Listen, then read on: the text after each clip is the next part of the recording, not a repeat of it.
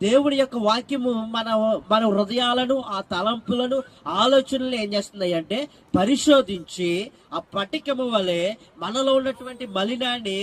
మనలో ఉన్నటువంటి కల్మషాన్ని, మనలో ఉన్నటువంటి శరీర సంబంధమైనటువంటి స్వభావాన్ని, శరీర సంబంధమైన లక్షణాలను,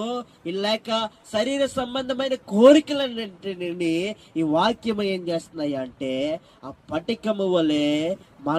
మనల్ని పరిశుద్ధపరిచి దేవుని ఎదుట స్వచ్ఛమైనటువంటి విశ్వాసిగా, స్వచ్ఛమైనటువంటి దేవుని బిడ్డగా, స్వచ్ఛమైనటువంటి దేవుని కుమారుడిగా, కుమార్తెగా నిన్ను ప్రభు సముఖంలో నిలబెట్టడానికి ఈ దేవుని యొక్క వాక్యము మనల్ని పరిశోధిస్తుంది. ఆమేన్, ఆమేన్. ఆ పటికము వేయబడినటువంటి నీరు త్రాగడానికి ఏ విధంగా ఉపయోగపడుతుందో, పరలోక రాజ్యానికి చేరడానికి నిన్ను నన్ను పరిశుద్ధ